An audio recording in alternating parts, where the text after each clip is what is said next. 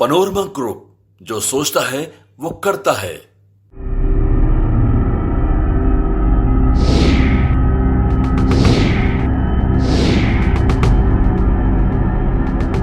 नमस्कार, news for nation देख रहे हैं आप और मैं हूं आपके साथ साक्षी झा। केंद्र सरकार के नए नियम अब बिहार के लिए मुसीबत बन रहे हैं।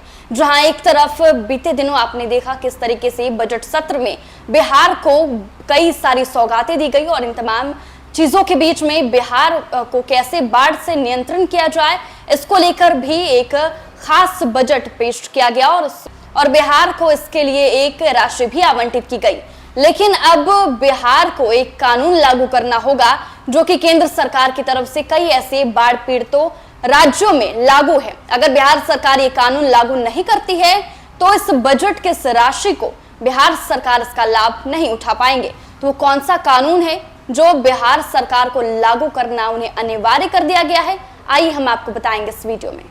बाढ़ से हर वर्ष भारी परेशानी झेलने के बाद बिहार अभी तक देश के उन राज्यों में शामिल नहीं हुआ है जो अपने यहाँ बाढ़ क्षेत्र जोनिंग अधिनियम को अधिसूचित करने और बाढ़ क्षेत्रों का सीमांकन करते हो। ऐसे में अब केंद्र सरकार भी राज्यों से सख्ती से पेश आना चाहती है।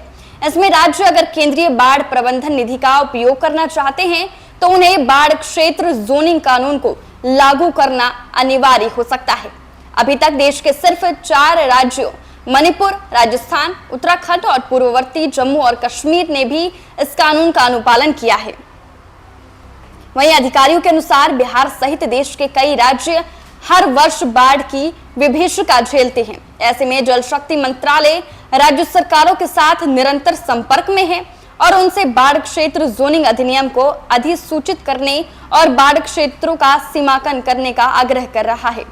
अधिकारी ने कहा कि मंत्रालय ने बाढ़ प्रबंधन और सीमा क्षेत्र कार्यक्रम के तहत निधियों का उपयोग करने के लिए बाढ़ क्षेत्र जोनिंग अधिनियम को लागू करने को एक शर्त बनाने का प्रस्ताव दिया है।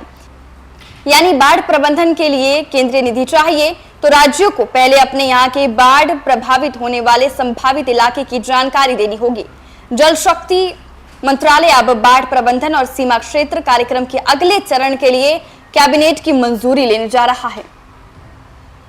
तो इसके बाद से ये सवाल उठ रहा है कि क्या बिहार को अब वो पैसा जो आवंटित किया गया था बिहार में बाढ़ नियंत्रण के लिए, क्या वो अब नहीं मिलेगा? तो बता दें कि अब किसी भी राज्य के लिए FMBAP के तहत संसाधनों तक पहुंचने की शर्त ये होगी कि राज्य ने बाढ़ मैदान जोनिंग अधिनियम लागू किया हो। इसीलिए यदि आपने बाढ़ मैदान जोनिंग अधिनियम लागू नहीं किया तो आपको पैसा नहीं मिलेगा। अधिकारी ने कहा कि मंत्रालय ने इन मुद्दों को हल करने के लिए कई अन्य प्रयास किए हैं।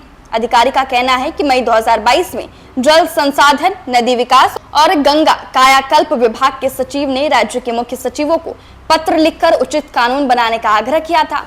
जनवरी 2023 में एक बैठक में सचिव ने व्यापक बाढ़ प्रबंधन और बाढ़ से होने वाले नुकसान को कम करने के लिए बाढ़ मैदान जोनिंग के महत्व पर जोर दिया। एक अन्य अधिकारी ने कहा कि जल शक्ति मंत्रालय लगातार राज्यों से कार्रवाई करने का आग्रह कर रहा है। हालांकि प्रगति कुछ राज्यों तक ही सीमित है। वहीं बिहार ने भी अपनी परेशानी बताई है।